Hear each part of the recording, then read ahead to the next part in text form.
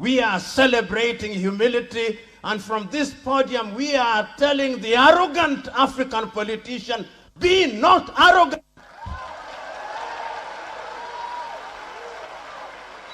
Be not arrogant, because the words of the Bible are still true, that if you are arrogant, there shall still appear a fingerless God, and it shall be said, mene, tekel, upersin, that your words and days have been weighed and you've been found wanting. We are reminding them that Atta Mills was the personification of humility, and if Africa is to be great, we must have men and women who are humble, because humility is the mother's milk of servant leadership. Thank you. Thank you very much. You may resume your seats.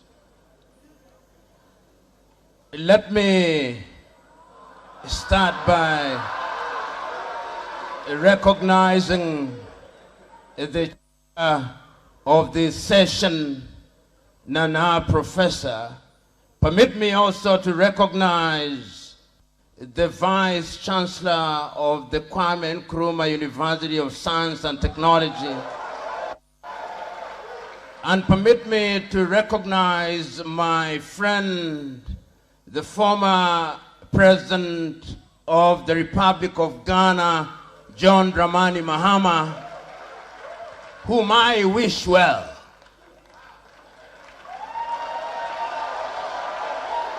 And permit me to recognize the students here present and to stand on the protocols that have been established before I rose.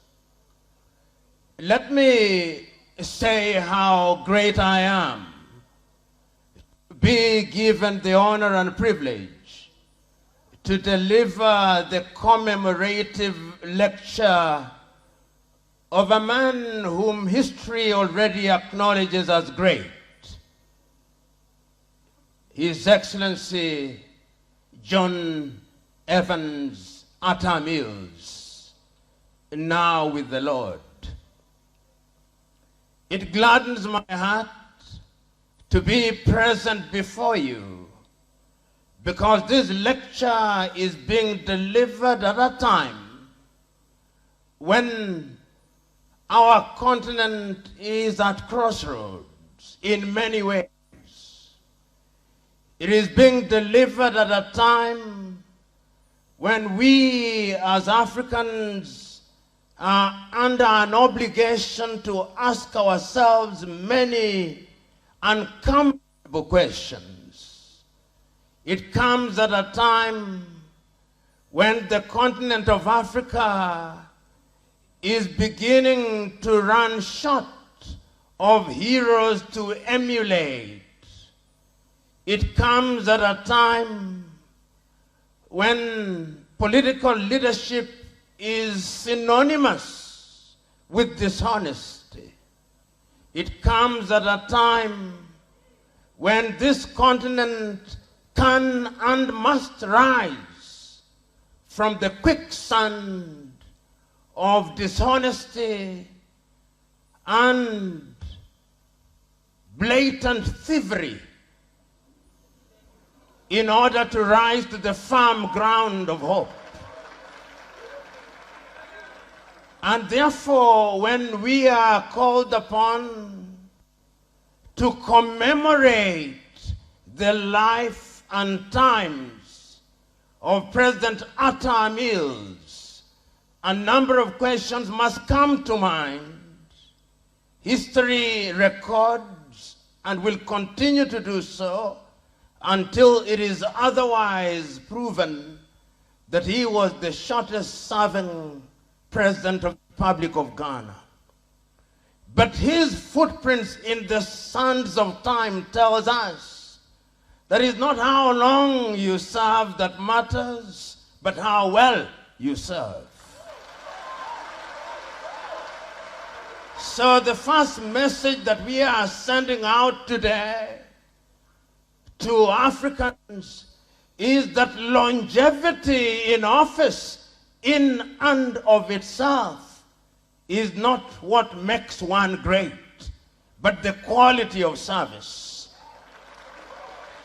And I'm speaking at a time when the continent of Africa has no shortage of dinosaurs who have refused to leave the stage. And their refusal to leave the stage has made Africa the poorer. We are celebrating John Evans Atta Mills because he reminds us that it's not how long you serve, but how well you serve. I'm speaking at a time when Africa, indeed many African countries, are infamous because of individuals who occupy public space, and their greatest claim to fame is that they are dishonest, is that they are arrogant, is that they are thieves. And therefore, when we celebrate President John Atta Mills, whom we are told and we are aware was a votary for transparency, we are telling them that it is not how long you serve, it is how well you serve. We are celebrating and commemorating John Atta Mills at a time when the continent of Africa is laboring under the weight of conflict. And if you ever doubted, cast your eye around the continent. Cast your eye to Sudan. Africans are dying in the thousands. Cast your eye to southern Cameroon. People are dying in the thousands. Cast your eye to Somalia. People are dying. Cast your eye to northern Burkina Faso. The continent is not at ease. And we are commemorating Professor John Atta Mills because he was known as the King of Peace. And we are saying that this is the time that we must give practical meaning to what he stood for, in recognition that this continent will realize our potential until we are peaceful. And I'm not talking about the peace of the graveyard. I'm talking about peace that is real, peace that allows us to exploit our potential, peace that allows us to live in dignity. This man that we are commemorating today was a warrior for peace and justice, and he was such a warrior recognized only for slightly over 3.5 years, demonstrating that it's not how long you serve, but how well you serve. And we are here to also remind ourselves, particularly at a time when in the continent of Africa, power is attended by pomp and circumstance. When power in Africa is attended by wastage, where power is attended by razzmatazz, where power is attended by abuse of office, and we are reminded that one of Atta Mills' greatest claim to fame was humility. We are celebrating humility, and from this podium we are telling the arrogant African politician, be not arrogant.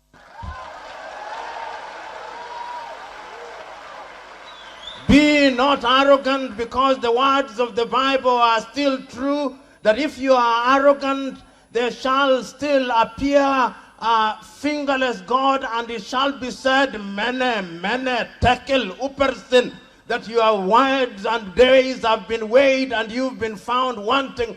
We are reminding them that Atta Mills was the personification of humility, and if Africa is to be great, we must have men and women who are humble, because humility is the mother's milk of servant leadership. We are here to celebrate Atta Mills because he was a Pan-Africanist. He realized, like his predecessors, and it was here in Ghana, not too far from here, in 1957, when another great Ghanaian said that the independence of Ghana meant nothing if the rest of Africa was not independent. That great Ghanaian for whom this university is named was Osagie for Kwame Nkrumah. And we are here at a university that is named for him. And I'm aware, I can remember the speech that that man delivered on the day that this university was established. And it's not lost on me that the man in whose honor we are standing here today and in whose honor we are assembled here today was an academic. I'm not unaware that he was an academic of giant proportion, that he bestrode the academic field like the fabled Colossus, that I, in fact, did meet him as an academic, and that he distinguished himself as an academic. We are here, therefore, to send word to Africa that in order for Africa to grow, we must give pride of place to education, because education is what will revolutionize the continent of Africa. It is education that is going to change Africa. If we are going to compete with everybody, if we are going to compete with the Europeans, with the Chinese, with the Koreans, and the Indians, we must give meaning to what was initiated by Atta Mills. Let the young men and women who are present here in this assembly know that there is no substitute for education. But what kind of education? Is the education that will make us inventors and innovators. It is the kind of education that is going to make Africa great again. And I can hear through the vicissitudes of time the words in silence of John Evans Atta Mills speaking to you, young men, and telling you, rise up and do what is right and good. Rise up. Don't think that being Ghanaian is great. No, it is not.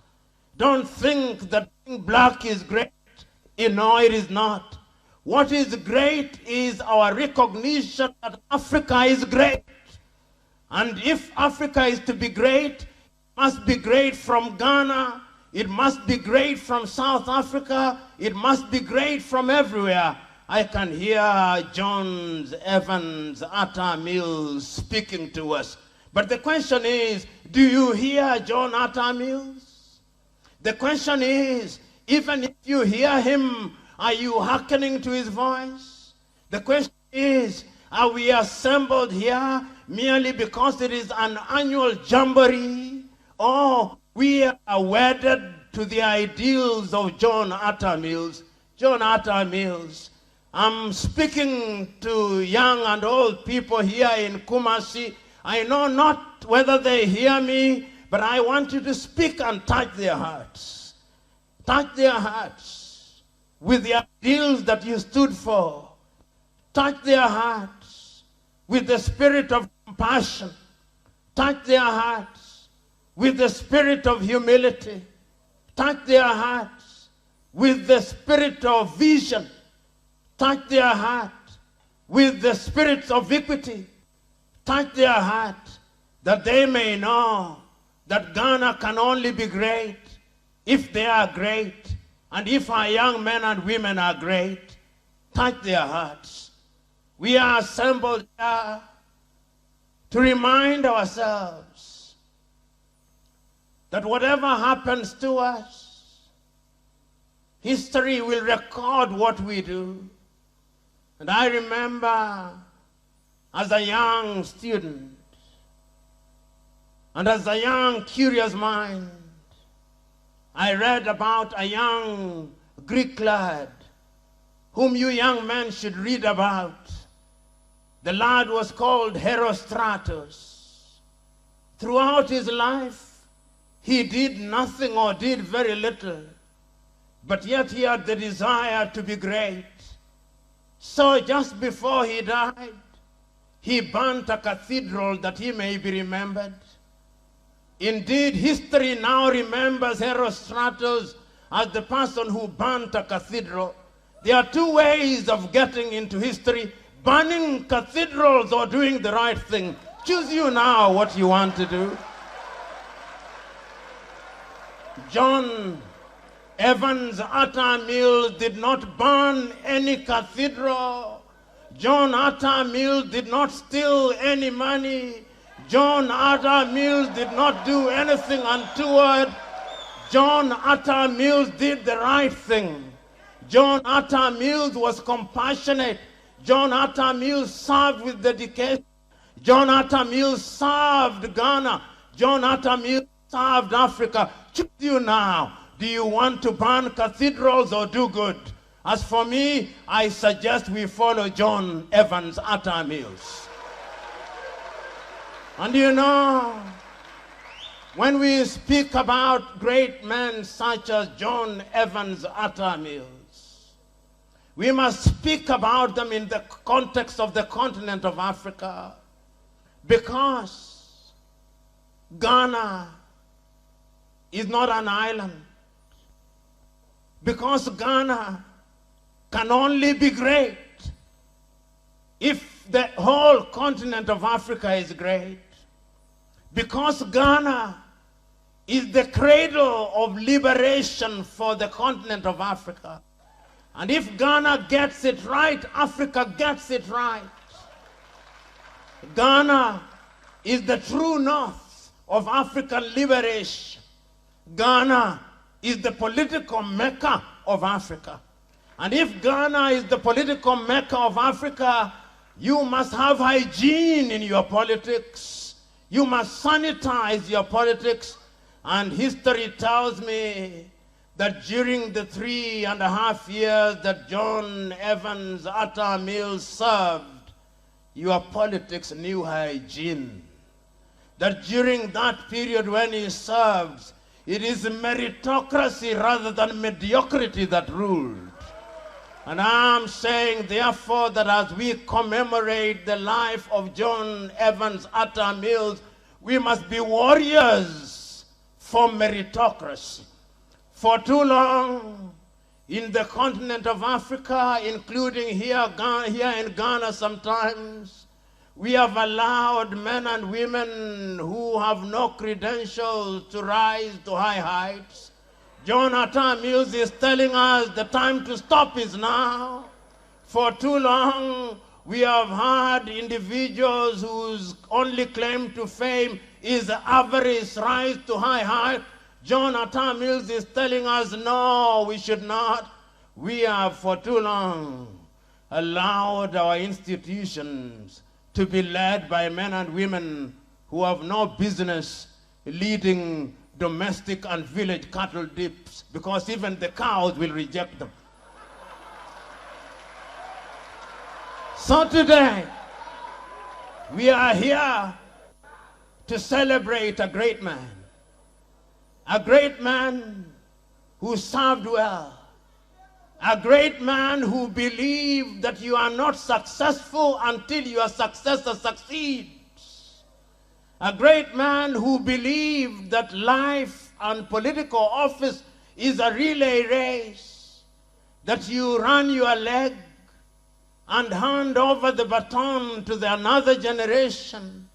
A great man who recognized that academic excellence combined with political excellence and agility is indeed the recipe for success.